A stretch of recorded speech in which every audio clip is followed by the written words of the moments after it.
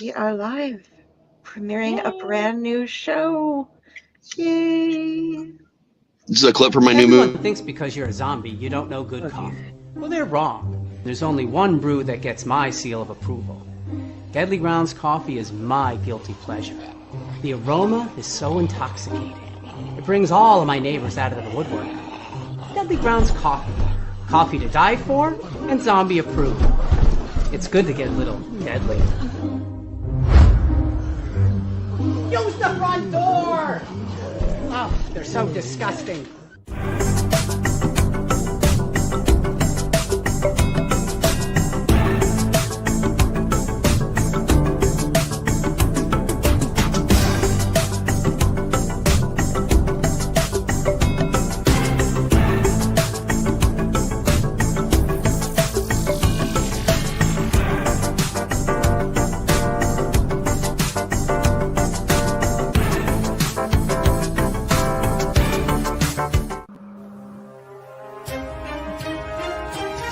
The Dorkening and all affiliated shows are not intended for anyone under the age of 18.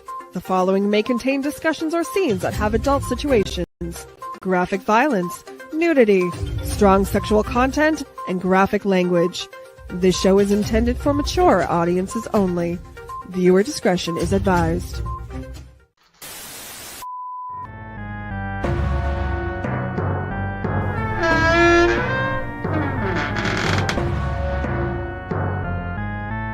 Greetings and salutations, my wonderful freaks. I am your Uncle NecRo, and I welcome you all to the Tomb of the Terrible.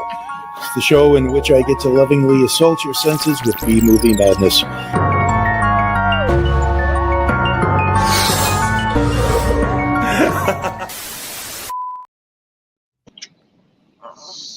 Hello, my lovelies, and welcome to, unfortunately, our first episode of Uncle NecRo's Tomb of the Terrible without Uncle NecRo, and we all truly miss our friend. Very much. That was a great intro that you made, by the way, Raz. I really enjoy that. That's for the reasons I've been dragging ass. So on my end of things, taking so long to get the show going again, because like most of the time I spent on it was really the portion where he comes up and that TV effect and all that. And I spent 17 hours on making that, and probably 10 of it was staring in his face. And it was just, I could do that for so long each day before it just like, I don't know, it messes with me, man. But I am definitely really proud of it. We are did really too. good.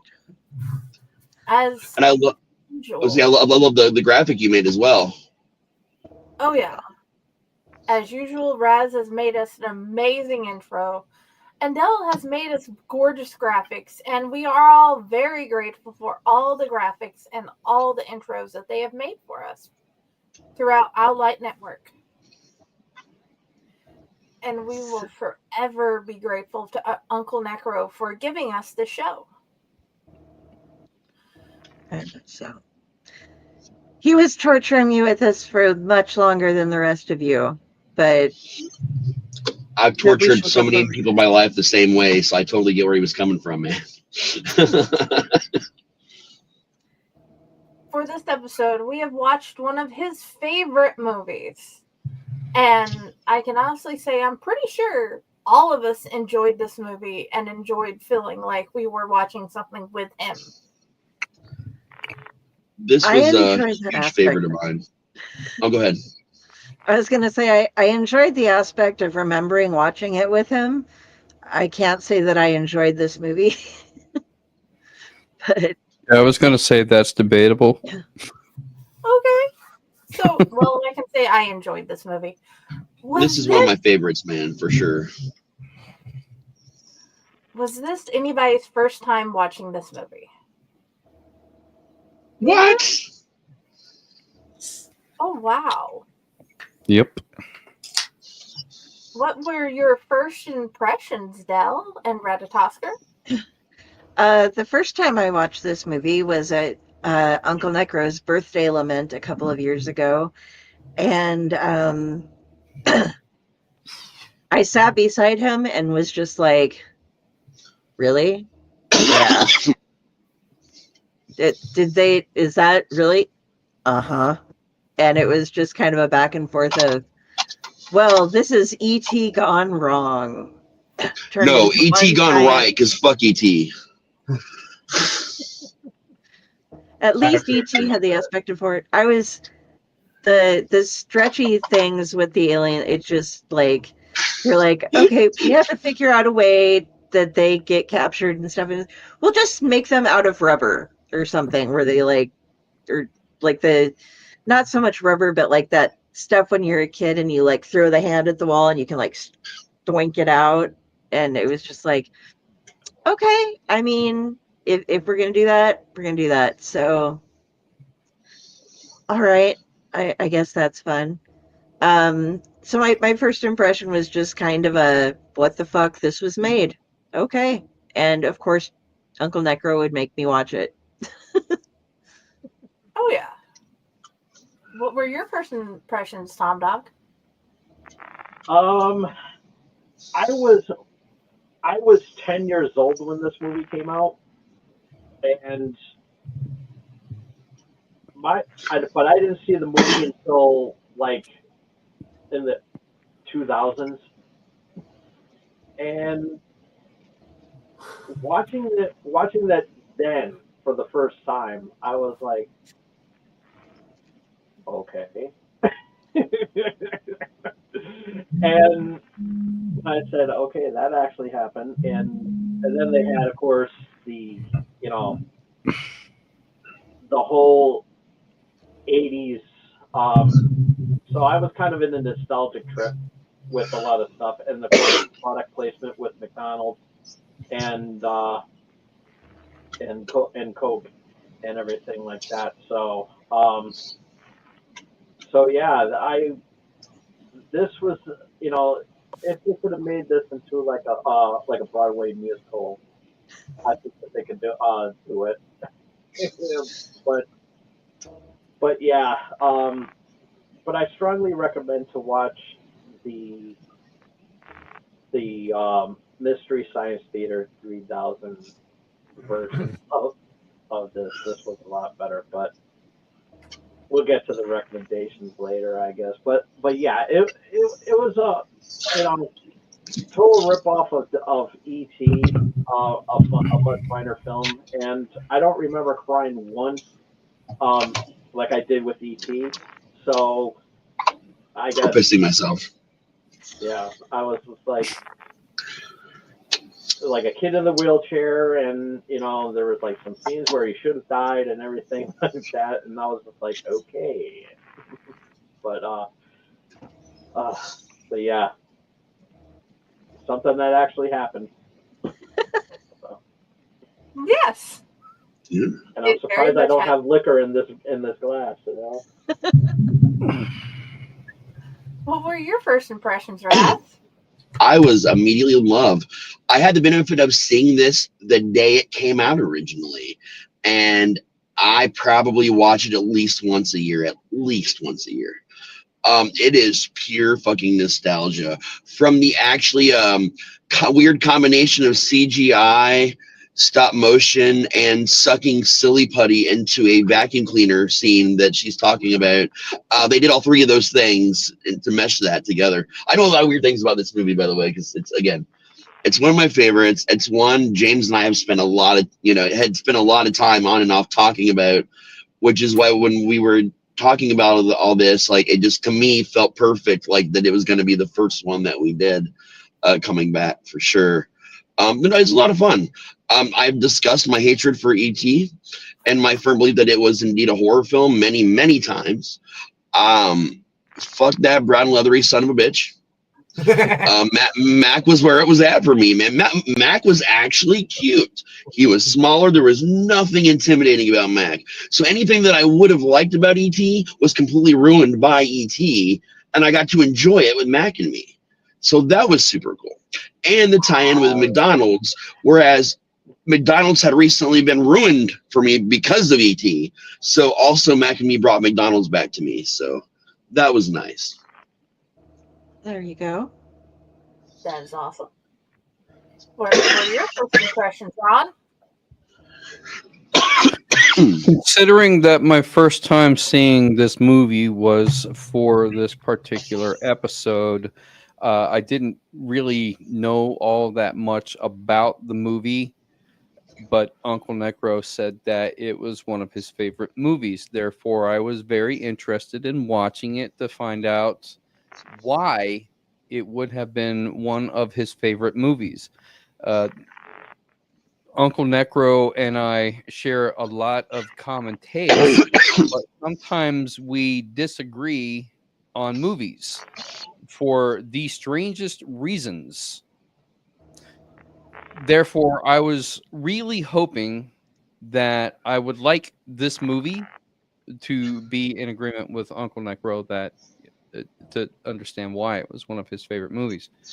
And unfortunately, I have to say, with all due respect, Uncle NecRo, but I still cannot agree with you as to why this is one of your favorite movies. I did not get out of it what I think he did. I just looked it up. This movie was released in 1988. I would have been 16 years old when this movie came out. Therefore, I think that I was past the age of maturity that I would have liked this movie. If I had been like Tom Dog and saw it when I was 10 years old, perhaps my perspective on it would have changed. Keep in And mind, I would was like it 6. because I was 10 years old. And if that were the case, then yeah, I could probably say throughout my life, oh, I remember that movie. I really liked it. And my viewpoint, my opinion probably wouldn't change too much until I watch it as a 52-year-old man and say, why on earth did I ever like that movie? It's kind of dumb. Yes. So now I'm watching it through the eyes for the first time through the eyes of a 52-year-old man going, yeah, okay. So that's a movie that I just watched. And I'm not saying that it's a bad movie because it's really not. It's a decent movie. It would be fun for kids that are about 10 years old. They would definitely be the target audience, not a 52-year-old man. But it's just, I think that my mental maturity level has gone beyond the ability to find the entertainment value in this movie. Fair enough, man. Yeah, makes perfect sense. Your first impressions? I really liked it. Like Raz, I was never really big fan of E.T. E.T. bored the shit out of me. I'd watched it. It bored you? It was fucking horrifying, man. My God, no, put that away. That was a white elephant gift that my mom got a couple years ago. That looked like an ET fleshlight to me, and it was even more terrifying. Plus, the whole ET thing was ruined for me years ago because when that movie was big, everybody was walking up to me going, Elliott, because that's my last fucking name. Right. Slap the shit out of people. Fair enough. Yeah, I can see how that would suck. Yeah. Did you know that E.T. actually had a sequel? Unfortunately. It was a Tom Green movie called Freddy Got Fingered. Who do you think fingered Freddy? Yeah. You. Ouch. Exactly.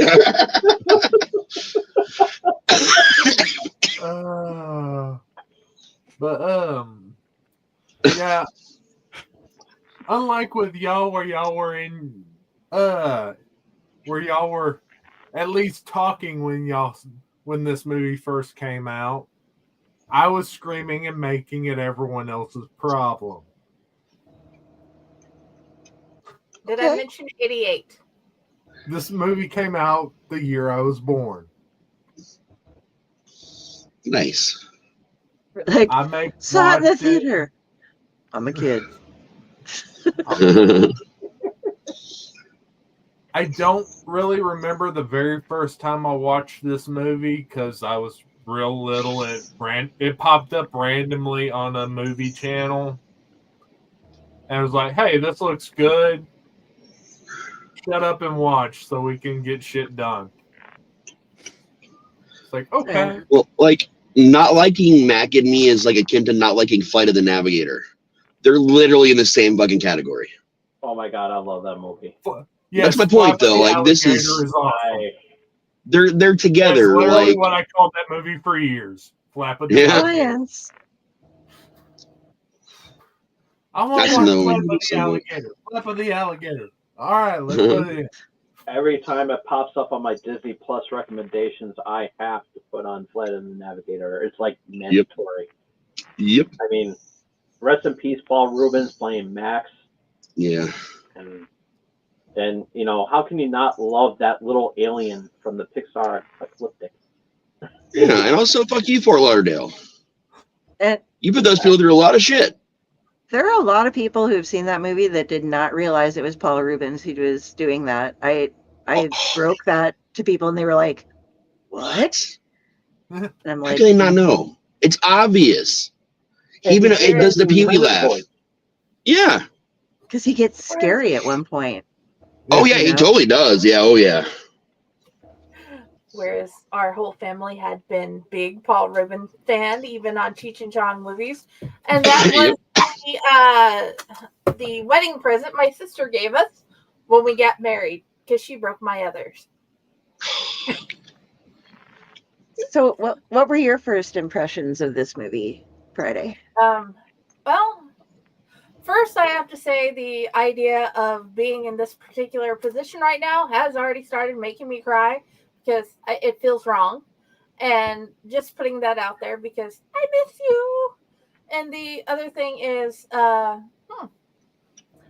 it was one of those movies that I really liked when I was little because I liked all the things with aliens and just odd movies, like the one movie with the City and Under the Sea. So this movie was probably one of the ones I had my mom replay way too many times. Okay. But yes, definitely liked it. What were some of the things you liked, Delphine? Okay.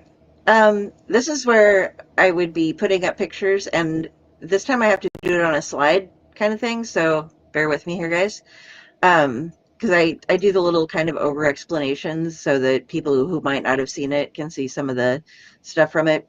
Okay, first off, the family is moving into a new home, and there is one kid in a wheelchair that we can see there, and his older brother, who is a teenager.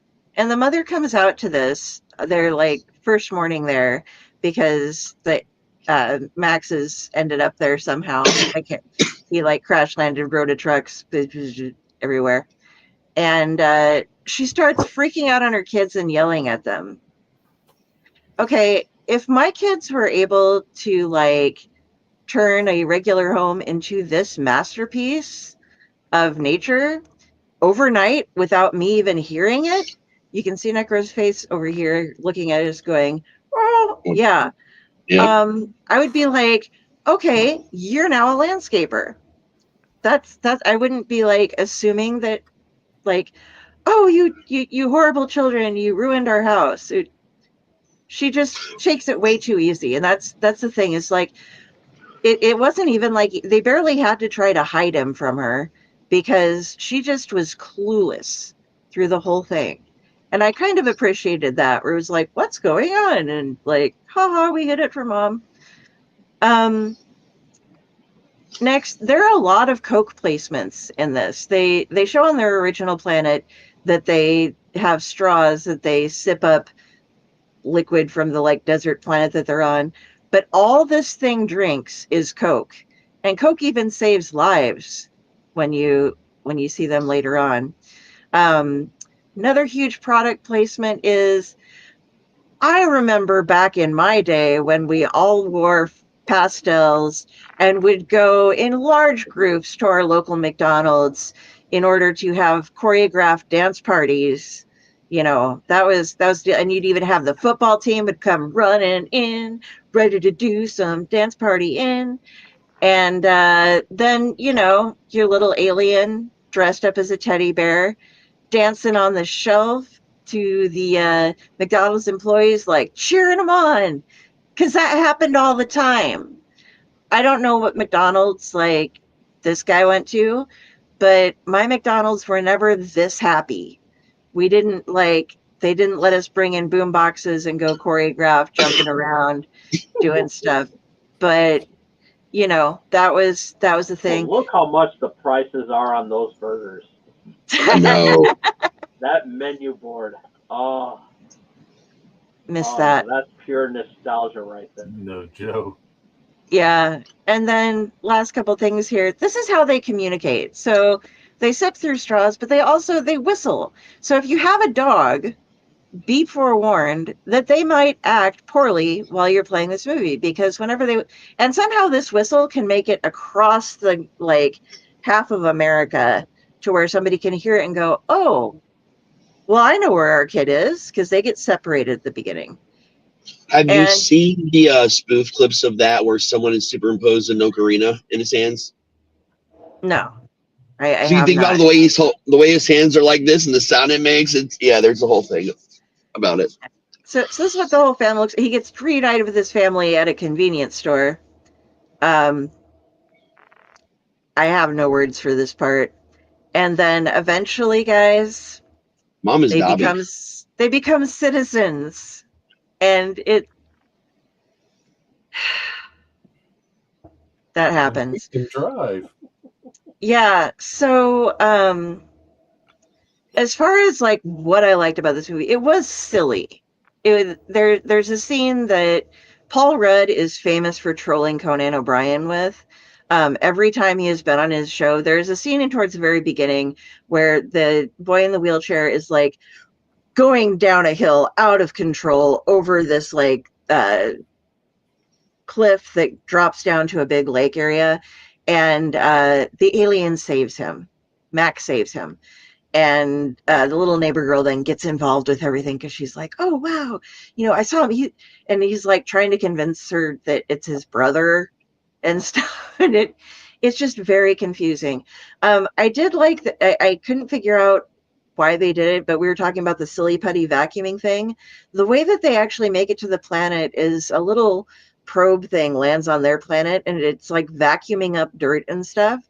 And somehow they stand close after the vacuum, and they're apparently made out of super stretchiness, because they just get vacuumed into this machine, and then they kind of explode it when it lands and they're trying to check it out. But one of the ways that the kid catches the alien is he instead of Reese's Pieces, they have Skittles in this one, and also the straws to get a sip out of a Coke machine, and they vacuum up the alien. I'm not kidding you. There's just these kids, and we have him. He's in the vacuum. Why doesn't he just make himself thin and crawl back out again? I don't know, but yeah, there's a lot of silliness in this that I was appreciative of, even though it was almost over the top for me. But it was a little too, well, we'll talk about the dislikes later. But yeah, there was some fun, interesting stuff that they did with it that I was like, well, I haven't seen that before.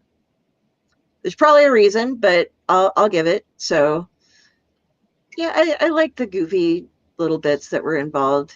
Not all of them, but a lot of them were just wow. They put some time into color coding this entire crowd. So that's mine. Rad Tosker has nothing to add because he didn't watch it. He was off drinking, as usual. What were the things you liked, Tom Dog? I actually like the special effects in this movie. Given they have some pretty good effects for the time that it was, in '88. Hi, Rad. I had to make sure we're which camera to face. So yeah. Anywho, yeah, the special effects were actually pretty good. The campiness. I actually tolerated the campiness in this one. It was actually very tolerable. but it just kept on dragging a little bit. But we'll get to the negatives in a minute. And but I love the special. I love the special effects and the campy humor that it had in there. I thought it was actually pretty good. Awesome. What were your favorite things, Raz? All right, so there's some weird similarities for me here. So like I said, I was 6 when this movie came out. We had that hometown McDonald's, like that kind of like vibe where like everybody went to the McDonald's. That people, it was famous to do birthday parties at McDonald's. I don't know how many of you guys know that or have ever been to a party at King or at McDonald's, but this increased the popularity so much. Like if you lived in small communities like the Valley, like where I grew up, one of us was always having a party there. So even more so after that movie came out. So it was weirdly kind of normal. I mean, not the dancing alien in the teddy bear costume. That's a little bit, different. But you'd have the Ronald McDonald actor dressed up. You'd have kids playing music on boombox and dancing like in the park, at least in the parking lot, screwing around, not choreographed and sponsored by, McDonald's or Coke, but, just kids fucking around having a good time at their local McDonald's. Like that was a thing.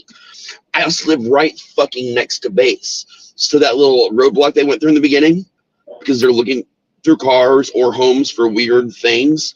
Yeah, I grew up right next to Wright Pat Air Force Base. So I have experienced such a roadblock. Now, mind you, I didn't know what it was for exactly, and there was not an alien in my vehicle at the time that I'm aware of. Maybe my brother or sister. But it was still like those weird little things that even though this movie was happening in California, there were these connections that I was experiencing in my own life that made it really easy for me to get into this movie. And again, my hatred of E.T. helped a lot with that. So me and my brother were very, very enamored by this movie. E.T. fleshlight. Fuck E.T. literally. I'll take that down. Okay, it's gone now. You can't come back. But it was just the odd, weird little similarities. But what I loved the most about this movie is even at 6, I knew how fucking stupid this movie was, and that just made it funnier to me because it was so bad. I understood product placement at 6.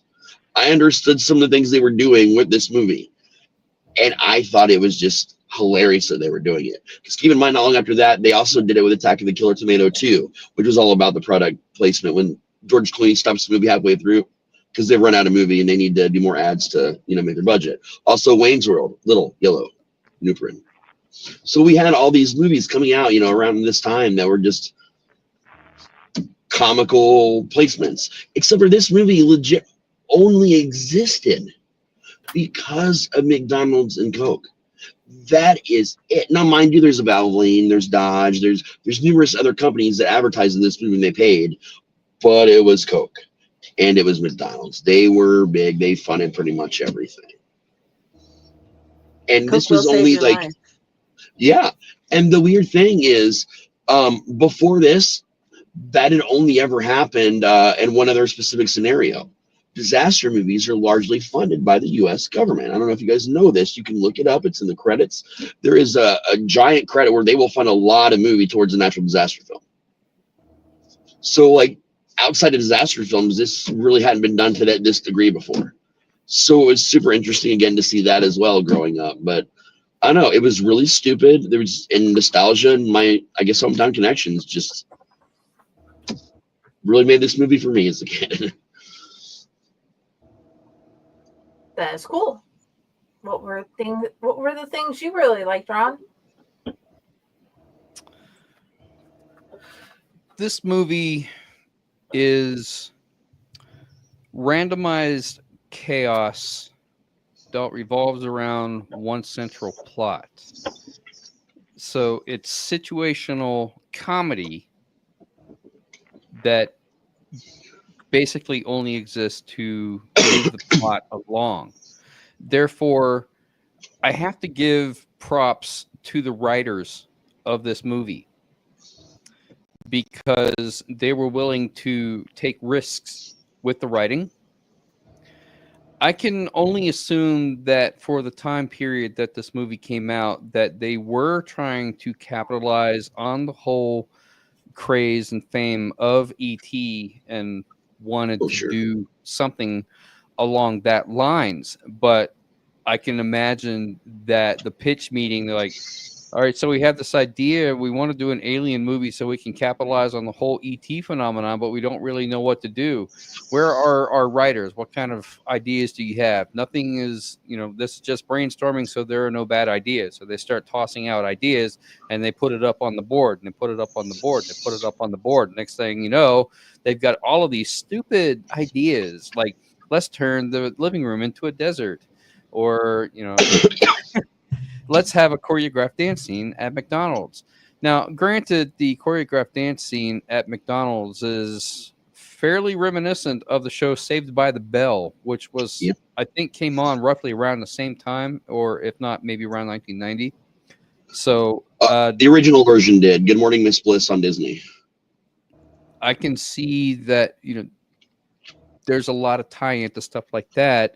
And McDonald's and Coke being their product placement and basically funding this entire movie, they probably could give a rat's ass about how good or bad the movie really was, just as long as their product was in it and being displayed prominently.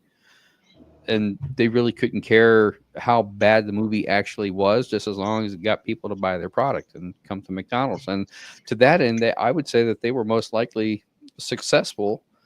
So, I got to give props to the writers for taking all of these completely insane random ideas and putting them together into one cohesive storyline. As inane, as cheesy, as kind of dumb as this movie actually is, it holds together pretty well. What were your favorite things? Some of my favorite things was when the dog bites, when the bee stings, when you're feeling sad. Sorry, I had a moment. when right before he gets into the car, the whole car crash scene, when he slams up against that windshield and just kind of spreads out across the windshield at the very beginning of the movie. Yep. That was funny.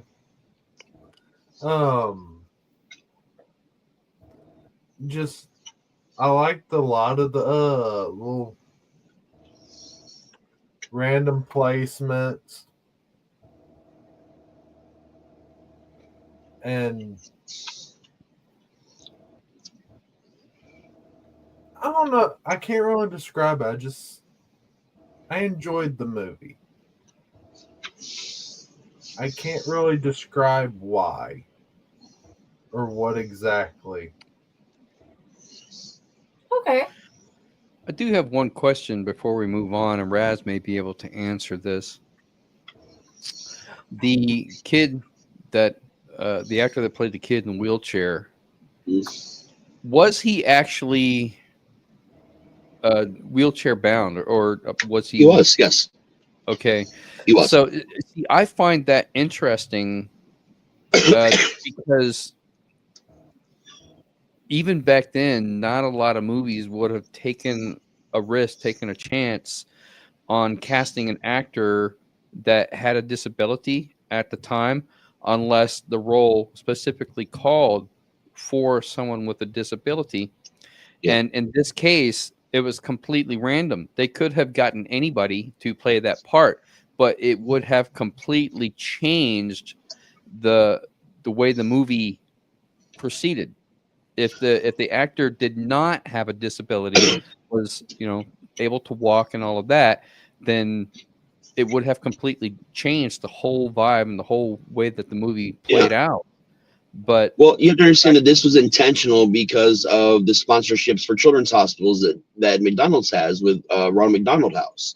So they had already decided the main character was going to be someone with a disability. Also, everyone was already casted. Everyone was hired for crew. Everyone was being called to set when the guy was handed some notes and said, write a script. So the script was what happened last, just to point that out. So they knew what was going to happen with everything. They knew who they wanted to do everything already. It was just, we forgot a script. that's another thing that I like about the movie is the fact that they cast a kid in a wheelchair to play the main role, because that's not something that a lot of people would have done at the time, and the fact that they were willing to change up the entire movie to incorporate this kid's disability, to me, I mean, that's probably one of the best things they could have done. Oh yeah, definitely. I like that. I did love how the movie showcased that there can be disabilities and you can still have adventures. You can I loved the view from their planet, even though you only ever saw 3 of the aliens themselves. The view from what looked to be a moon. 4? There were 4 of them, well, including Mac. Yeah, there were 4. Oh yeah, well 4. I don't know why I wasn't counting him as part of the family, but yeah, I loved how there was a moon that they were living on, and they picked a beautiful place to live. And I think the thing that I found most interesting were the blinds in the van. That is a thing they have completely removed, or you don't see like ever anymore. We had a van with those blinds, dude. Oh my god, they were the that dumbest. was kind of a 70s thing to have blinds in your van like that. Yep. So that's not unheard of. It's just not common these days because you got window tinting. Yeah. Oh yeah, it's been pushed to the wayside. The aliens were very cute. I really liked that. And the fact that there were random dance scenes. My only question is, did the football players actually look their age? Yeah. Oh, side note, my McDonald's that was by the base was also right across the street from my high school. You just crossed the road and you were there. So again, that was normal shit. Weirdly normal. Because they come over after practice. Those big high school mustaches. These guys are wearing. I got to tell you, back in the 80s, that wasn't uncommon, especially for my high school, because we were in rural North Carolina, and there were some big boys. That's fair. That was not uncommon. It's been a thing that I've had to show my little ones. It's okay. You don't look the age you seem like you should be. The characters are meant to look younger and smaller because of what they're doing in the show or the book. Whereas they're already the size of most grown women I know. And they're like 10 and 12. I recently did a search because somebody was complaining about like casting 30-year-olds as teenagers on shows. And I just searched teenage actresses now. And it literally had 30-year-olds in the mix. Like some of the top teenage actresses were 30-year-olds. I'm like, no, but it proved their point very much. You know. Oh yeah. What were the things you disliked about the movie, Delphine? I was actually you were scared of ET. I was as well. I was kind of creeped out by the aliens, personally. I was like, oh, wow, okay. And they're just naked all the time. I didn't understand why the mom she threw on a thing kind of to help her carry the baby, but she at least tried to put on clothes at one point, and the rest of them... You're going to tell me that Dobby is not designed after what mom looks like in that potato sack? Coloring, the way the skin looks, fucking everything. You put ears on it. I didn't say that Dobby was something that I wasn't scared of as well. I mean, true. I'm just saying that, like, it just every time I see that, so that's where Dobby came from. In my brain, that's my headcanon. So Dobby's, house elves are from that planet. Everything with Dobby's their little the baby on the shoulder. Well, their race entered Earth, and they were here for long enough, and then the stretchy components of their bodies failed, so they kind of shrunk. Yeah. And that's where house elves come from. Yeah, I was like kind of worried, not worried, just like thrown off. Like they catch the end is what really, really upset me. The fact that they go ahead and like they become citizens and swear in and then go driving off in their car with everybody. I was just like, okay, this is beyond silly. Like, they don't just... We'll be back. The government hunts down aliens. It doesn't just like because everybody at McDonald's is like, hey man, we really like these guys. They're just like, okay, we'll just let them become naturalized citizens. Is it naturalized? I'm okay. Yeah. Well, that's what it used to be. That's what it was called then. Okay. But I was just like, okay, that's just no. That does not make sense. Like, and also because they're naked all the time, how are they going to breed? Or they're just going to become incestual as they go along if they want to survive at all. But there was also nobody else on their planet, well, their moon, so I don't know. And I know it's a movie, it's a campy movie, but I thought there'd at least be some sort of like sneaking them out, everybody going and making some big, charade of hiding people and sneaking them in. Oh, I'm dressed up as an alien. Ha! You thought you caught them, but you thought you caught me. We're getting them off the planet so they can be happy again on their desert life where they sit around with straws. Like maybe they could have sent them home with a couple of cases of Coke and stuff. Yeah. But that's just what I didn't really like about it, and it's a nitpicky point. So that's what we got. You ever think that now we also have those straws that you can take and like drink water from like diseased ponds because there's a filter inside the straws that will let you do it? And now look at this movie and like think about that for a minute. How weird that is. I did not know about those. Oh, this has been around for more than a decade, these straws. Given that I don't go outside, that might be I like, let alone go hiking to where I'd be like, I'm thirsty. Oh, look, they're developed for foreign countries. They were developed for foreign countries as life-saving stuff originally. Oh, I thought you meant it was just like if you're wandering around and you forgot your water bottle, look, there is a stream. You can just... They do market them to preppers and campers now, but they started as like a life-saving thing for, like foreign situations that were really bad where they didn't have clean water and stuff like that. Okay.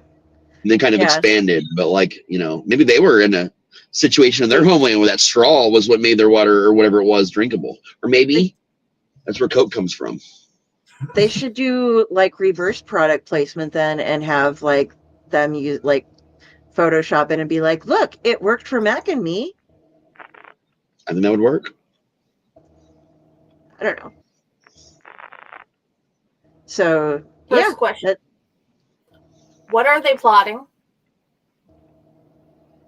Ooh.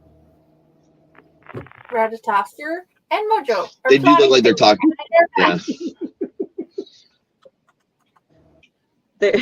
They're plotting how they're going to get drunk together this far away, I think is the problem. Mojo gets to talk. Ratatosker can't talk, so I think he's learning the language a little bit,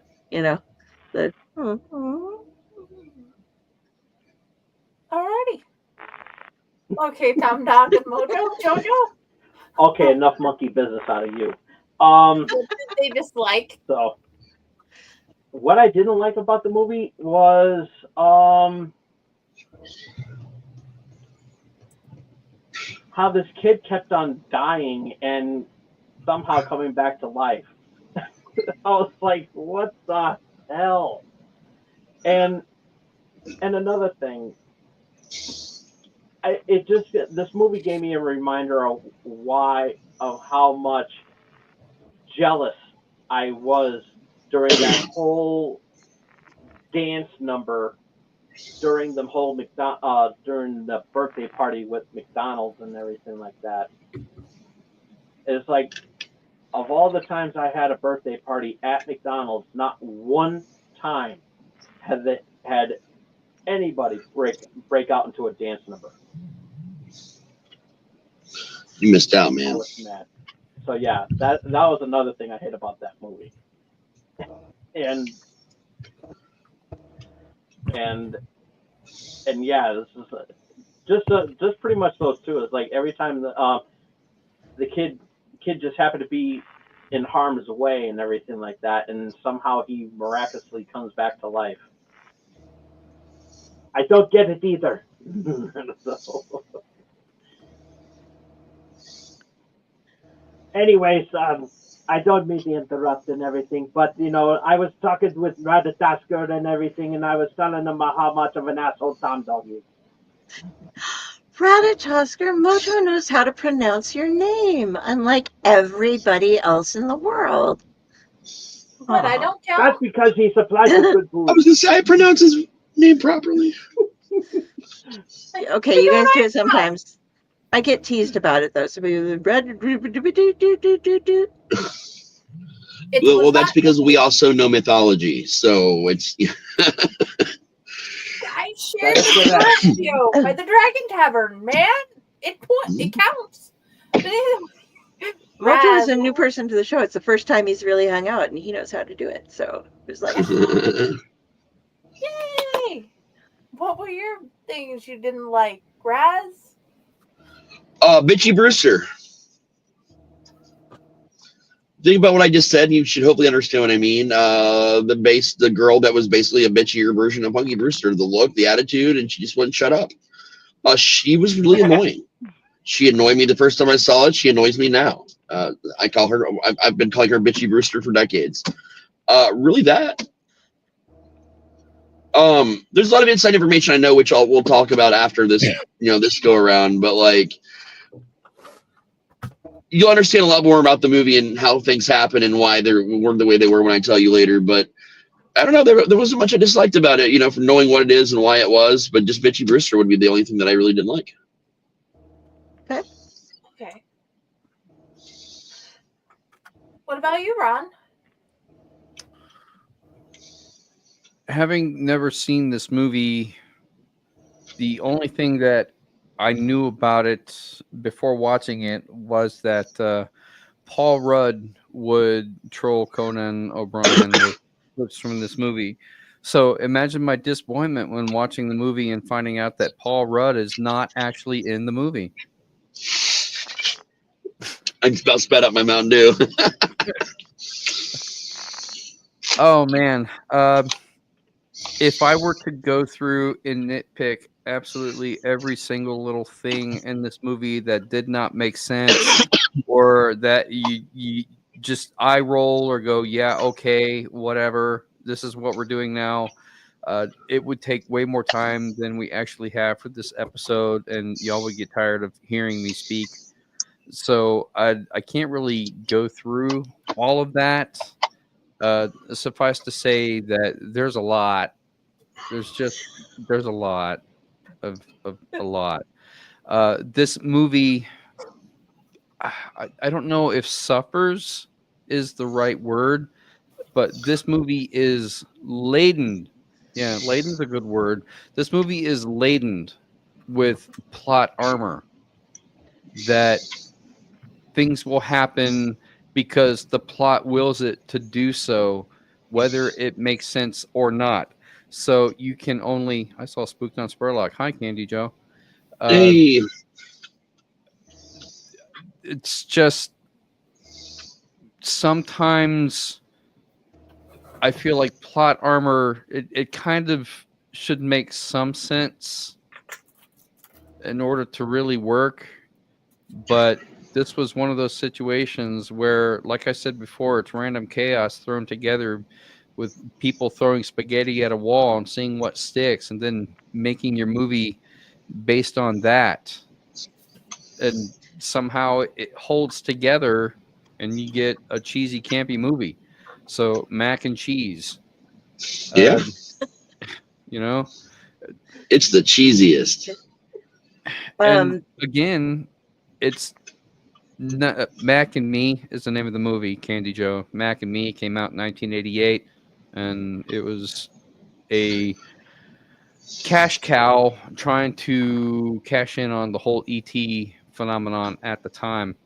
It's just there's a lot, and I like stupid movies, you know, like Weird Al Yankovic's UHF, which is my all-time favorite movie. Yeah, Because that's great funny, one. but it still makes sense in the context of the movie. But there's just stuff in this movie, it doesn't make sense even in the context of the movie. Like the whole choreographed dance scene at McDonald's just doesn't make sense because it would literally never happen. Or the aliens getting U.S. citizenship and then driving in a convertible down the road wearing suit and tie. It just wouldn't happen. The military, the federal government would not allow that to happen. Those aliens would be in a lab somewhere being tested upon, or at the very least, if they were going to be nice to them, they would have sent them back to their own planet. If they could send a probe to Mars and they got sucked into the probe to bring it back to Earth, they would have sent another probe to Mars to return them to their planet, which is probably what they should have done for these aliens to be happy. I just feel like the whole ending of the movie, rather than trying to cash in on the whole campiness of it turned into like a political statement about the state of citizenship or illegal aliens and becoming naturalized citizens of the U.S. I just can't possibly say that they would have a happy life on Earth, you know, because they're incapable of forming sounds to speak English. They have Coke. Yeah, big deal. You know,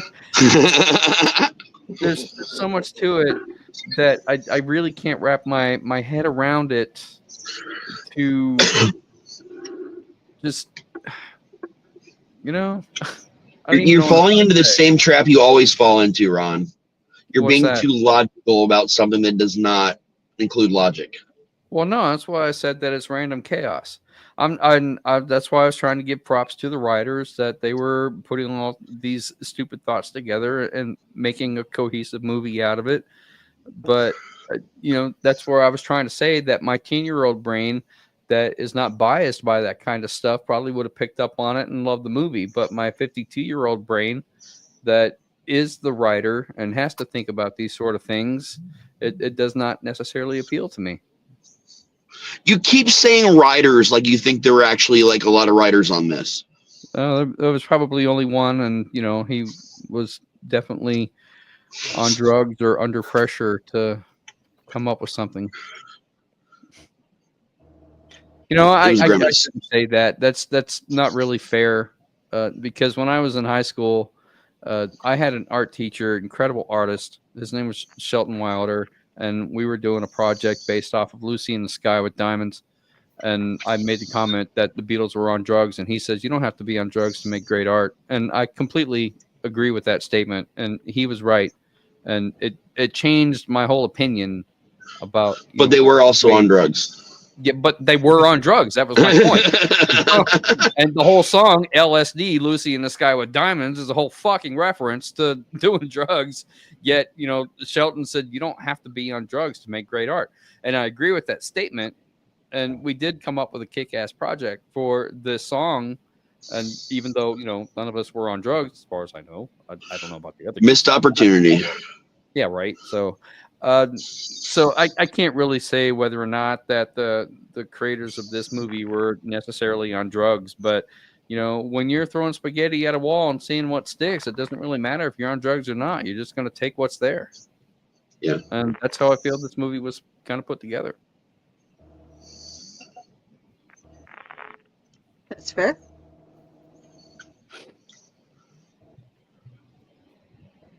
What were things you disliked? The little girl was aggravating. I have to go with Raz on that one. The little girl was very, very aggravating.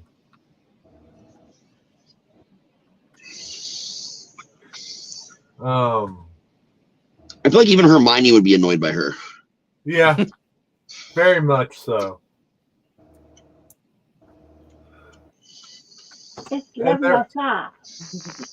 Well, I think the difference is that Hermione had some endearing qualities, so it sort of balanced out when she was sort of being bratty. But this girl, she didn't really have any endearing qualities. She just came across as sort of knowing the entire movie.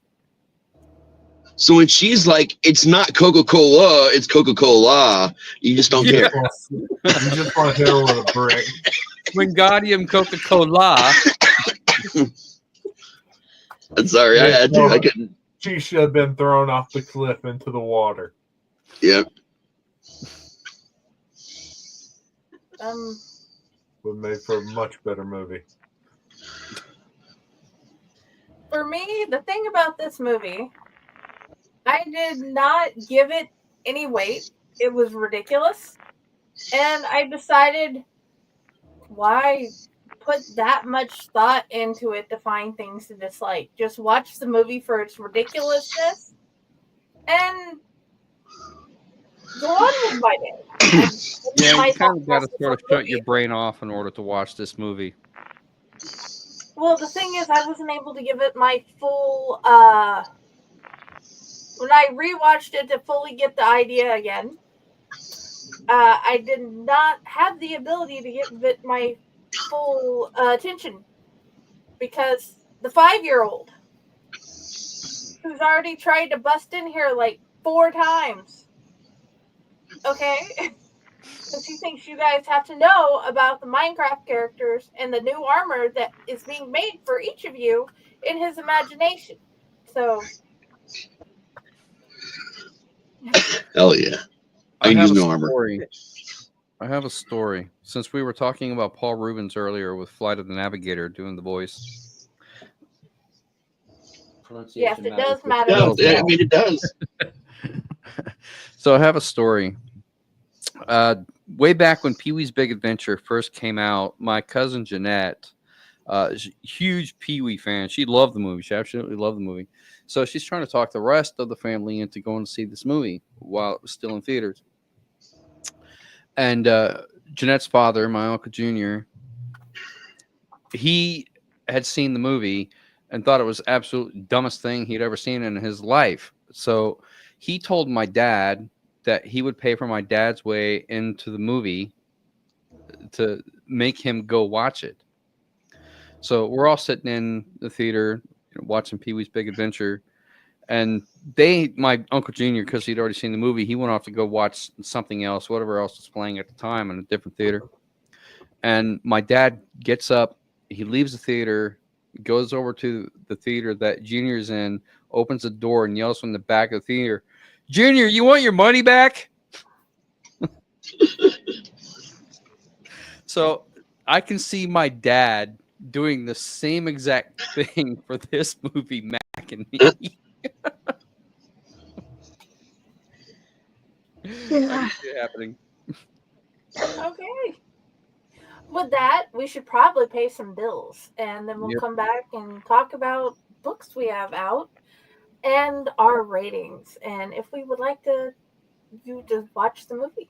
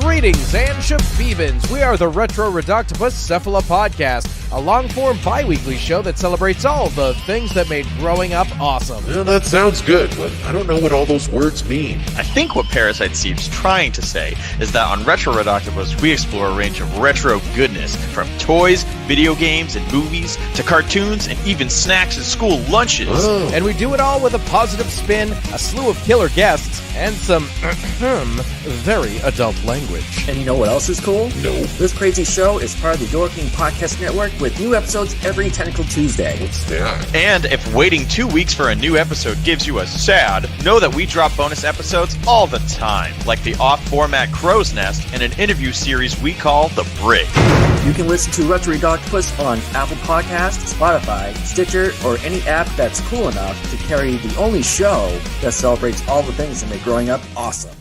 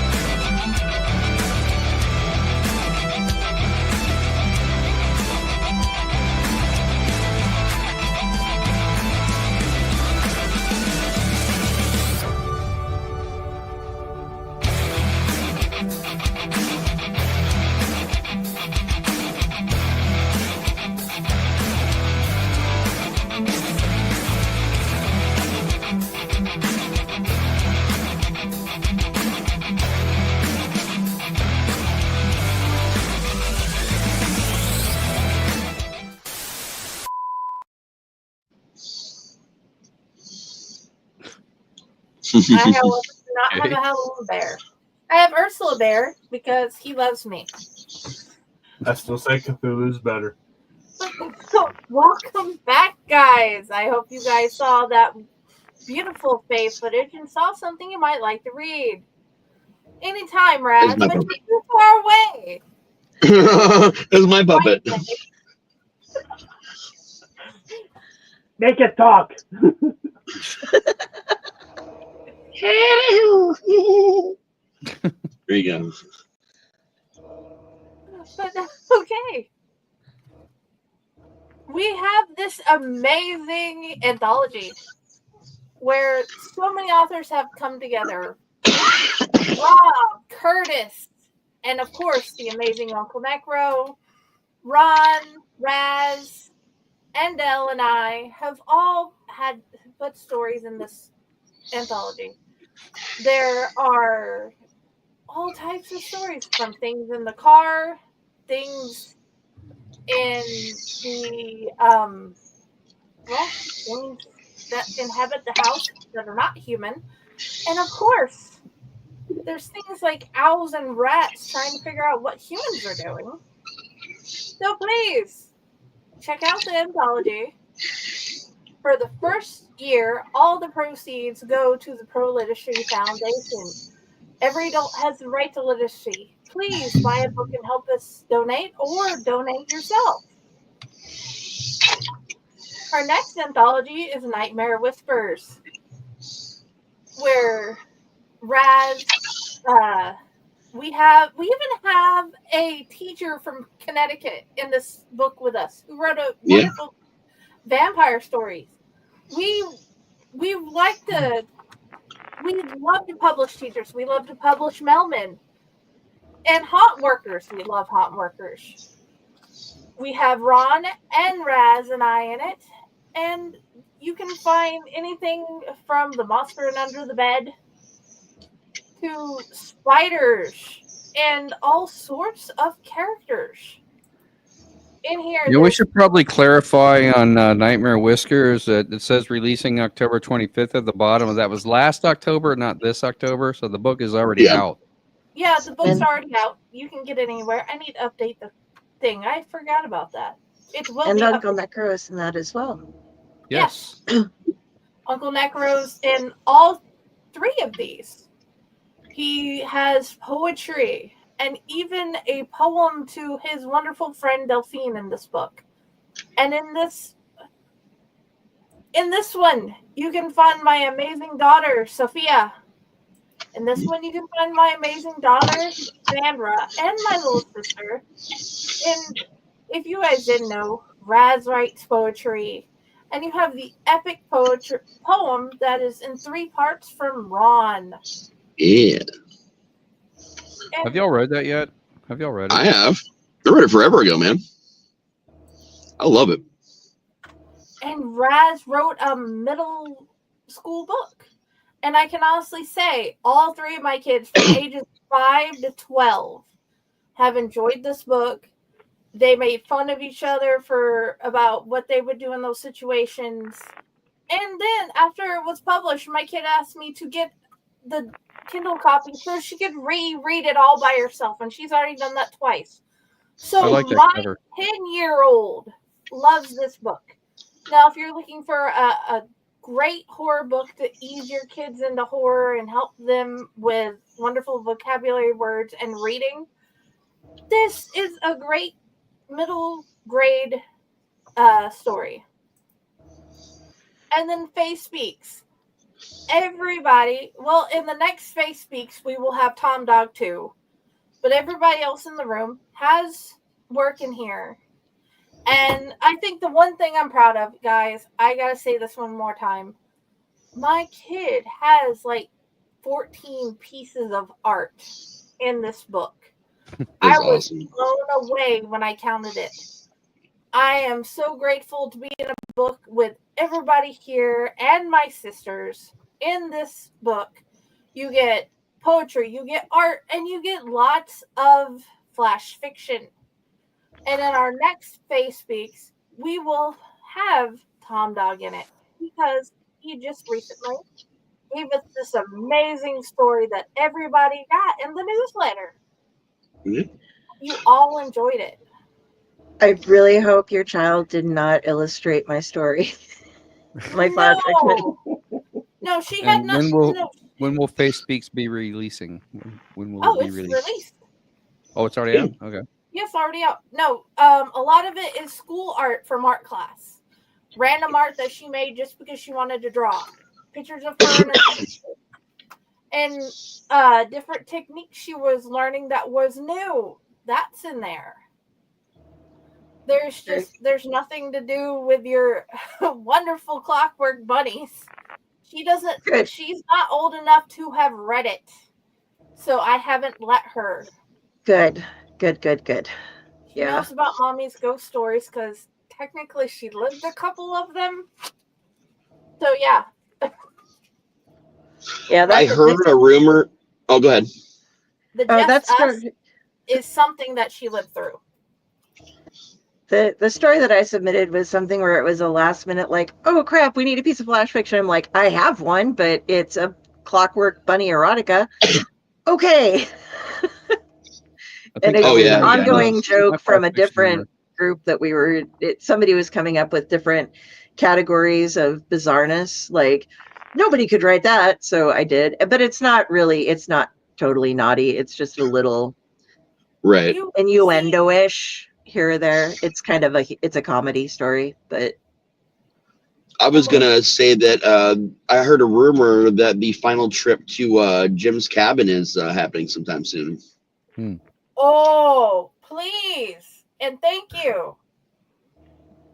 And that would be cool. Definitely add it. I wrote the ending to it on accident the other day, so do me a favor, in your next collection of stories, please just put them 1 through however many in a row.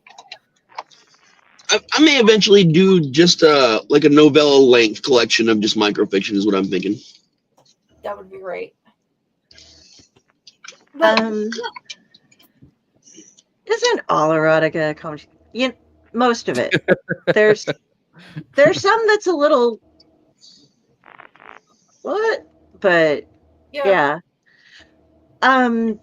Do we do the Amazon reviews first? I thought because I remember everybody's reviews. We usually talk about some facts about the movie and then do the review and then do our ratings and then do the reviews. Okay. Yeah. So since the person who knows the facts is the Raz, did he have anything else he wanted to add? Oh, definitely. It keeps cracking me up the way we're referring to it as catching in on the ET, film and everything. When in fact, they were doing that more than you realize. Because if you recall, in '88, just a year or so prior, they did the worldwide re-release of ET, which included posters and the ability to buy the movie from McDonald's, and netted them a shit ton of money. So literally, they were capitalizing on all the money they were just starting to lose once the deal was over. So that is one of the main things that spawned McDonald's into this. As far as Coca-Cola goes, this was during a period of time where Pepsi had inked, because the disastrous new Coke years prior, Pepsi was beating them out. This was going to be the giant worldwide placement ad that was going to put Coca-Cola back on top of Pepsi. So you had two different companies for two different complete reasons doing this and coming together, which was interesting because they weren't fully Coca-Cola restaurants. Like, they had, in some locations they were Coke, some locations they were Pepsi, but they went to Coca-Cola across the board during the creation of this movie. So this literally also more officially combined their companies together when this was being made. I mentioned earlier, by the way, there was one writer initially, and everyone was cast. Literally every role had been cast before the writer even knew anything. No one knew this movie was even being made until one day an exec started calling and hiring people and telling them to report the next day to set. So the day he arrived to set was when he found out that he was going to be writing this movie, and they started filming today. So that was even more kudos to the writer for that. But they had a lot of these little skits and a lot of these things and a lot of these product placements and things they had to work in. And another big one, the big get, one of the highest paid actors in the entire movie was actually the guy that played Ronald in the national ads. And this particular McDonald's was not a real technically operating McDonald's. It was a training McDonald's, which is why it was so much larger. You could go there and eat, but it was used to train employees for that whole area. So, and it was also where they shot out most of their national commercials. So they just happened to have this giant McDonald's that was pre-made. A lot of the big sets they used, including Moon, that was a pre-made set from a 50s. I can't remember the name of the movie at this point in time. It was like a sci-fi horror film. They just happened to have the set in the back lot and rented it out. I think it was like $50 or something. They rented it out for like an hour. So there's all these little pieces of old classic movies that made their way into this movie. The funniest part is that an hour into filming, they inked a deal for a sequel. An hour into filming on day one with no script, they started to fund a sequel. And it wasn't until the movie came out officially, rather than start filming, and this would have been the first movies that were legit filmed back to back to back. They were going to start production the day after the movie release, the first one released on part 2. And it bombed so terribly that it was canceled immediately. But the reason it got canceled was not because it bombed. It's because so many times a year, you can claim certain losses as a film company and either wipe the movie and never release it, or in some special cases, more so back then, a disastrous flop for your studio, you could get the studio refunded. So basically, because they had filmed a couple frames of part 2, the entire thing was only ever done as an insurance thing to make money. So they didn't film 2, although they started and got all the money from that. But what it did actually accomplish was making McDonald's even more popular again and popularizing Coke once more at that time period over Pepsi, which was all they were intending to ever do. So they all made money, and these companies got bigger. We got a flop that was about one of the funniest stupid things I've ever seen in my life. So it's a win-win, lose-lose for everyone. And I think that's a lot of what you really need to know going into this movie. All right. Okay. Del, I just received a text message from Candy Joe asking if that was a puppet. So if you want to introduce Ratatosker real quick. Oh, yes. This is Ratatosker. He normally is drinking. He is my alcoholic Norse mythological emotional support squirrel puppet. He does shows with me, and he comes to conventions with me. He rides on airplanes with me, and he just generally hangs out with me. He doesn't actually speak out loud. He talks to me, and I pass things on if needed. He's rather shy in that way, but he's done interviews with me. He's scared the shit out of some comic book creators for me, and he stole Brian Azarella's wallet potentially. aren't sure about that one. We also recently don't discovered admit to that anything. we recently discovered that he is the third cousin twice removed of Lamb Chop. And he has he has a nephew that keeps getting lost because the nephew is hiding from him. He's his foster nephew. I don't know why he chose to be a foster nephew instead of a foster son, other than the fact that Raz Ratatosker here is an alcoholic and he's just going for his liver. But because he doesn't understand genetics at all. But his name is Icarus, and he's a little flying squirrel that is currently in hiding. I may or may not know where he is, and I'm just not giving you visitation privileges at the moment. But yeah, this is Ratatosker. So now you know. And no one's got the battle. The more you know. Sorry. I have to read this because it's funny as hell. So she responded. She said, "I would read her erotica if it involved that puppet, a little twist on the tale of Despero." I mean, she's got a picture of an ET fleshlight. Why not a Ratatosker fleshlight, I guess? You'll be reading my text messages. Now I know. Nothing is sacred. Oh, man, that was great. I mean, I don't really write erotica as a rule. I'm more of a horror story person. And I honestly, I just don't see Ratatosker in that way. So I don't think that I could necessarily write a Ratatosker erotica and then still be his handler and feel comfortable with that. So. Handler. Feel, sorry. Yes. The Squirrel King. If I had my board right now. The Squirrel King hides from Ratatosker because he knows that he could never afford that. Like, Ratatosker can come in and drink everything and smoke everything. So yeah. So that's the story behind Ratatosker. And he goes on my other shows, and when I'm on splash pages, they like to tease me, and well, I don't know if they're teasing me or if they just really can't pronounce his name at all, because he gets called all sorts of things there. And but yeah, I terrify people at conventions because he comes with me for interviews, and they're just like, "Why is there a squirrel in this interview?" And I'm like, because he's my emotional support squirrel. I can't always rattle out the whole thing, but he does have some clothing. He's not wearing it right now, but he's got a nice little tie, and he's got some cosplay costumes that are going to be coming soon because he's got to be a cosplay squirrel for some future events. So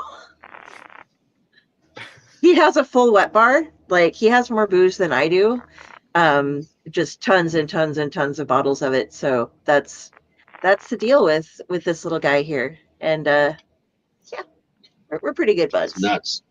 And now we're much the wiser. I knew that Ratatosker was an alcoholic, but now I can see his nuts.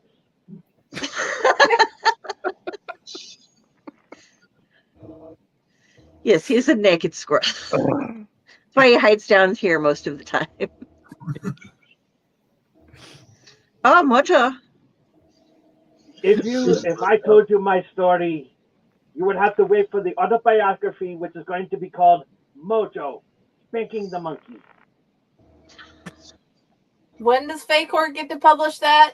Right. All right, Tom, that's your next project, man. You have to make this happen now. If I have to make a drink called, well, shit, I forgot what the hell it's called now. What do we call it? Fuck, it was delicious, I can tell you that. Orgasmic Wave. Orgasmic Wave. And it was delicious, though. It was. My own damn drink. Orgasmic Wave. If I have to create a drink called Orgasmic Wave, now you have to write a book called Spanking the Monkey. I literally got to ride the Orgasmic Wave into the new year. Literally. Hey. It was fantastic. I was asleep probably when you were doing that because I am old. Okay. Stop waking up old. God, we're never going to finish the show. So back to the show. We're doing a show? Fuck. Okay, this is turning into a bad itself. Delphine, would you suggest people to watch it, and what is your rating? I'm going to rate this with a bit of nostalgia as I first saw it with James. Even with the nostalgia, it is getting a 6. That's a fair score. It's better than a lot of movies that I've watched, and rated here. But no, I would not suggest that anyone watch this movie. There's like maybe little kids, if it was like something for them to do and that's all you had at home, but that would be the only reason I would suggest it at all. Or if you were trying to get somebody to go to McDonald's, maybe. Or buy you a Coke. Or buy you a Coke, yeah. Because it'll save your life. Oh, look at this. But yeah, I'll just show those moments. Do the editor? I'm really thirsty right now. You want to watch Mac and Me? But yeah, so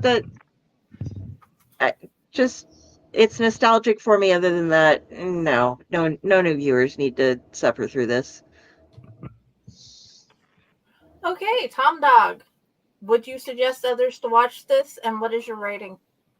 I'm going to give it a fair rating because I actually have a soft spot for this movie, considering the fact that it came out at the time I was 10 years old. I'm going to give it a 7 out of 10. And wow. A lot of nostalgia and everything, 80s film, just hit the right places where, having a birthday party at McDonald's, I had plenty, and I've been to plenty too. But yeah, it was, it's campy, and I do have a soft spot for campy humor like that, like I said, and yeah, would I recommend it if you're into campy nostalgia like I am? Then yeah, I would recommend this, but only if you watch the Mystery Science Theater 2000 version of this movie. I would recommend it like that because it's a lot funnier seeing it on the Starship Alert or whatever they call it. I forgot what it's called. Okay. But yeah. Raz, would you suggest people to watch it, and what do you rate it? I highly recommend people watch this. This movie is a time capsule for not just the 80s culture, but corporation culture for both McDonald's and Coke at that time, their way of thinking, the way they put money into weird things. These were things these companies were more famous for back then, far more than they are now. Like the shticks, just the weird shit these companies would do back then. So like, it was literally like watching a piece of someone's life in this movie. It was well captured. But it is stupid as fuck. And that's where its charm comes from, honestly. For me, that's the nostalgia and the charm of it being so stupid. I give it a fair 7, honestly. A 7 feels to me also like a fair number. And I do also agree that the Rip Tracks version, if you want to make it funnier, get high as shit and watch it, or just watch Rip Tracks. Or both. Yeah, both is like a 9 out of 10. Okay. Ron, would you suggest others to watch it? Would you rate it? Would I suggest others to watch it? That's a good question. I would say for kids, probably, yeah, if they want a kid-friendly movie that, they can kind of get into. I think kids would probably really like this movie. People that might be interested in 80s nostalgia, maybe. I think that there are better movies out there for 80s nostalgia, but like I said before, it's not completely bad. It's just not that great of a movie. But, I mean, I wouldn't not recommend it. I just think that there are better movies out there to watch, even along this same genre or this same vein. So for that reason, I'm going to give it 2 separate ratings. I will give this, or rather, the 10-year-old me would rate this movie a 6, because I think when I was 10, I probably would have liked it and it would have done fairly well. The 52-year-old me will give it a 4. I probably could have even given it a 5, except for the fact that Paul Rudd was not in the movie, so it loses points for that. It lost a point for me for Bitchy Brewster.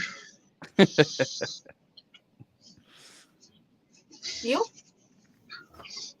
I'd have to say the 7's fair. And yeah, I would recommend those. I'll still go with 7 sticky hands. And yes, please. Definitely recommend. And remember, Ron, there's still a little 10-year-old boy inside of you. Oof. God, I hope not. I don't want to be on Dateline NBC. Wow. See, I wasn't even being perverted about it. Y'all just took it there. I was talking about your imagination. Okay. On that note, let's get to some of the 5-star reviews that this received on Amazon. Okay, so Sean M. Prennett says, this is a perfect family film. For a movie that I watched as a child that I find to be amazingly well made compared to today's standards, is a definite winner in my book. The story is not so far-fetched when you begin to understand that these aliens are physically capable of different things than humans are capable of. So I assume that Mac and his family are on one of Jupiter's moons, Europa, when an American space probe arrives to take samples of the surface and manages to bring the entire family with it back to Earth. From there, the family ends up escaping, but Mac gets separated from them with God's blessing, manages to find a human family to seek refuge with. This movie is very touching and warm, and I will be glad to show it to my children someday. It is definitely worth watching, especially with the family. This next one is from Brent B. This movie should have won the Best Picture. I recently read that The Last Emperor won the Oscar for the best film of 1988, which had me thinking, did they realize that 1988 was the year that Mac and Me was released, and then a lot of exclamation point question marks? I mean, a deep and transcendent film about a Chinese dynasty might be moving and all, but does The Last Emperor have spontaneous dancing at McDonald's, shameless product placement, an amazing script that was written one afternoon after a cocaine and a Big Mac binge? Probably not. This movie changed my life and made me the man I am today, and I would probably be down in an abandoned pool had I not had the pleasure of experiencing it. Cinematic masterpiece. Okay. Next, there's only 2 more. C. Scott Nelson, whose introduction to this is, customers who purchase this also purchased Coke, Skittles, and McDonald's. Spoiler alert. You should have read this first, Ron. Paul Rudd is not in this film. This commercial based on the film E.T. is phenomenal. My biggest surprise is the relevance in today's society. The way the police respond to these aliens before they become legal citizens is very reminiscent of today's excessive police actions. As soon as they become legal citizens, everyone is on board with them and rushing to the ceremony. At the same time, the lack of discrimination towards the wheelchair-bound child is impressive. His mother automatically assumes that he brought the entire desert into his living room with no help before she woke up that morning. We do need more choreographed dance numbers in fast food restaurants in modern films. This seems to have gone in the wake of comic book movie oversaturation, and one can only hope that the industry rebounds and we can get an anti-trans hip-hop routine in a Chick-fil-A in the next Kirk Cameron blockbuster. And finally, from Momo F6, I love him. Before this, I was lost. I had no direction in life. Everything was meaningless. But now, I have seen the light after I've watched this cinematic masterpiece. I now have meaning. I have devoted my entire life to him now. I have left all things in my past behind me. I now only see him. It's everything. He's everything. I watch this movie 11 times a day. It's the only thing that's ever on my mind. Every night, I dream of his face. I can never say enough about this movie. It's now my everything. Okay. Jesus.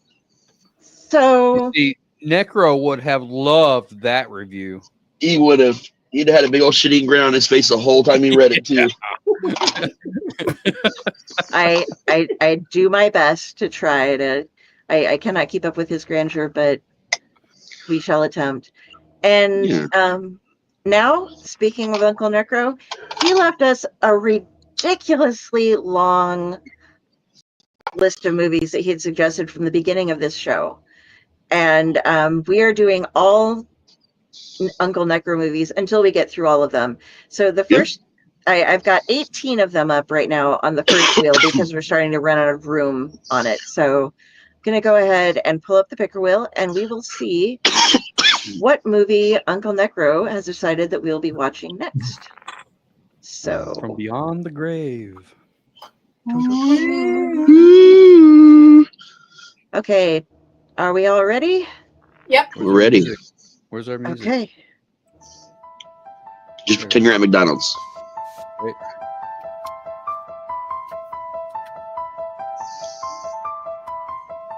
All right, what do we got? Teen Blood from 2014. So I'm not familiar with that one. I am not either. Damn. But it sounds like Raz is. Unfortunately, yep. It's gonna be a fun one, guys. Buckle up. Bad, huh? It's on Plex. Plex? It's on Plex. Is it to be? No. Not to be. Okay. Well, now y'all know what we're going to be watching next week. So. Indeed. Yeah, I might be able to. Yeah. It occurs to me. Let me think. What is that? The 10th, or what? Pull up my calendar. The 3rd. The 3rd. Okay. I will actually be in Florida at that time, so I may still be able to do the show, but I'll be in a change of scenery. It'll be at my parents' house. Nice. Okay. We can make your phone I'm work. gonna throw this out here right now. If somebody out there watching this live or watching it later donates $25 to their favorite charity in Uncle NecRo's name, I will learn the Big Mac dance, meaning Mac's dance on top of the counter in McDonald's. I will learn how to do that dance, and I will make a video of it. He'll do it too, because we watched him dance around in a tutu outside of Fell's Dungeon. And sing SpongeBob, yeah. So I'll do it. I will learn the Big Mac is what I'm going to call that. But you He'll botched the fusion dance. I was there when it happened. Yep. Yeah. I saw the aftermath, the picture of them joining, and I'm like, well, that is not going to be the perfect fusion, man. And Uncle NecRo's name is James Milton Case II, by the way. Yes. So. Yes. If you would like to read any of all of his stuff, I have posted links in multiple places. And we have case files and Tim of the Terrible groups to find different links to different things. And of course, above, below, wherever links go, you can find where we hide him forever. Yes. Okay, so should we wrap up? Yes, we should. Yeah. I was just waiting to see if anybody had anything else to say. Okay. Del. I like turtles. We know that. Hence why my kids and their cousins sent you turtles. It's good to remind everybody once in a while, you know. Okay, you can find me at Carrie Kari Sanders on Facebook. If you see this as an avatar, which always uses Scare James, that is me judging you. So you have found me. All of the rest of my links are there. You can find me on many Sundays and most Mondays here on the Owlite Network and some other shows thrown in here and there. You can find me on Tuesday nights over at Splash Pages with the gents doing comic book things. Tomorrow we have Jim Zub coming on, as well as Mahana is going to come and guest host with us. So that's going to be fun. And you can read the things that I write and all that. You can find everything, though, from that Facebook link. So that's me. And Ratatosker is just always with me. He doesn't have his own page or anything because he doesn't need an inflated head. It would be hard to move him around then.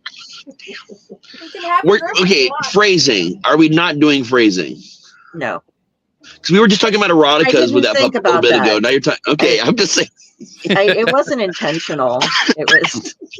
Sure. Tom Dog, where do you want us to come find you? We You may can be in find your closet already.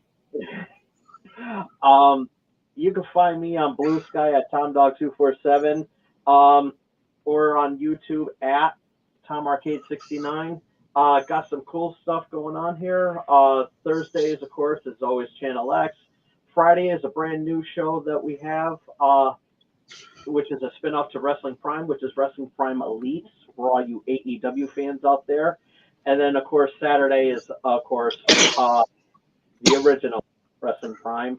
And there's only one way to find all these wonderful things and everything and get hooked and get involved, and that is face hug that subscribe button. And you never know. Sometimes you'll see this piece of shit over here, too. Fuck you! Raz, where would you like people to find you? You can find me at RazTSlasher.com or dancing to the Big Mac at your local McDonald's while beating people with my pickle. But seriously, you can you can find me at you can find me at this Wednesday when we're doing Chainer's Haunted Secrets. Thursday we're bringing back with Steven Hardcore Heels, and then this coming weekend, Saturday and Sunday in Monroe, Michigan, one of the best places on the planet for marijuana dispensaries, by the way, I should know. I'm going to be at the Horror and Oddities Festival, and it's actually promoted, ran, the brainchild of the actual Horror and Oddities, like several floor museum they have there in Monroe. So I'm really excited about that. It's kind of a little bit of a Return of the Living Dead thing. Linnea Quigley is like the headliner, and man, I am dying to see Linnea. I'm so excited about it. It's going to be a great time, though. Michael Berryman's also there, and I'm really excited about him as well. But there's so many cool people, really cool booths, and I get to go there and sell books, talk about what we do here, and talk about what we do at the Haunt. So I'm really excited about this weekend. Awesome. Me too. And for those who are wondering, we have the one and only Voodoo Queen from Carnage. Yes. It is going to be so amazing. We're so excited for Angela. And I also forgot that keep an eye on Chilling Tales for Dark Nights, that whole network, all their shows. I got another story popping up here very soon, and there's a good chance there's a lot more on the way there. So I'm also really excited about that, and a huge thank you to you guys over there. Oh, heck yeah. We love Chilling Tales for Dark Nights. And whenever I see it, because I check daily, because I love Chilling Tales for Dark Nights, you guys will find out when I find out, which will probably be before he found out, because I found out about his episode before he did. So, because I love that channel. Anyway, Ron, where would you like people to find you? I wouldn't like people to find me. I just want to be left the hell alone. No, I'm kidding. Before I get into my own details, I do want to say about Chainer's Haunted Secrets on Wednesday nights. Make sure you do check out Voodoo Queen, Angela Lines. She's a good friend of mine as well. I've known her for several years now. And Candy Joe, who was in the chat earlier this evening, she's also a home haunter down in Jenny's neck of the woods in Texas. She has a haunt called Spooked on Spurlock. And I think that she would also be good cannon fodder to get on Chainer's Haunted Secrets as well. Both Angela and Candy Joe are makeup artists. They do a phenomenal job. They go live on Sunday nights doing their makeup with different themes. And you can also check that out on TikTok as well. Usually happens around the same time as Padded Cell. So I sort of bounce back and forth between the two. But insofar as me, you can find me on my author page on Facebook, Ronald W Gillespie Jr. -author. I have not made many updates to it, but since we do have a couple of anthologies and the collection of poems that have been put out, I do need to make a post with everything that's available that I've written. And for the time being, as long as TikTok hangs around, I'm still there, putting out content at Wolf Dojo, Wolf spelled with U, WULFDOJO. And if it ever does go away, I have yet to decide whether or not I'm going to move completely over to YouTube or if I'll just, stop with the whole content creation. I haven't decided yet because it is time consuming. It does take some effort to actually do that. And I don't know if I really have that much desire to do so, but we'll see. I've still got some time before it actually happens. But yeah, go check out my author page on Facebook, buy my books, give me money. And reviews. And reviews. Yeah, reviews would be great. We Preferably want your more reviews than money. And besides, it's not like our stories aren't popping up audibly on other apps for you to check out before you buy the anthologies. It's true. I don't think any of mine has, but Raz is the man. He's the one that we're all looking up to. We have audio stories read by you on an alternate app. Oh, well, on Ally Society. To read any Yeah. Short-Story Chronicles yet. Yep. So Ha. What about you? Where do you want people to find you? In the closet. Hi, Stefan. We're upping. Yes, Hey, brother. Fresh on Raz as well, just so you know. Not a secret. Anyway, yes, he has Overlord Chaos page on Facebook. He has Overlord Chaos Gamer on YouTube, and he even has an Instagram that nobody seems to know about. So yes, you can find his stuff. And if you're talking to me on any of them, you're talking to her. Right. That's pretty much the same for most of us. Plain and simple. You're not talking to me, you're talking to her. Yes. And hi, Steven! We love you, Steven! I can imagine him doing that, like the whole "Leave Britney alone" guy.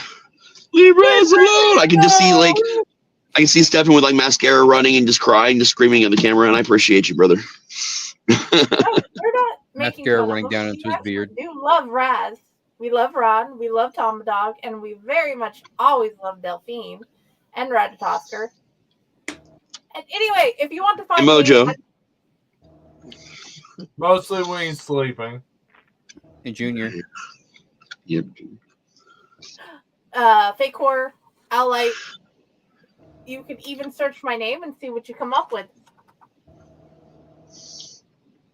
Anyway.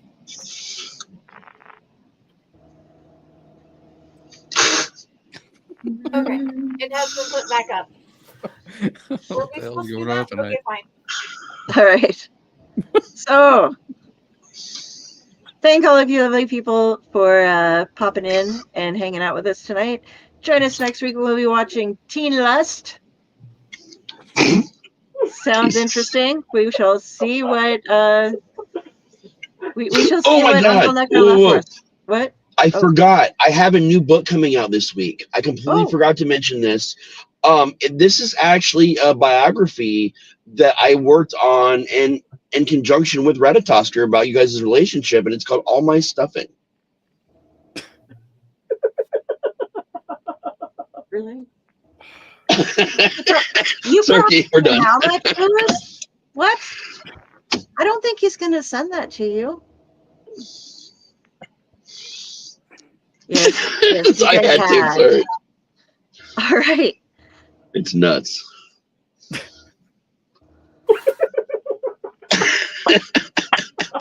Bye. Bye, everybody. Bye. And scene. Everybody.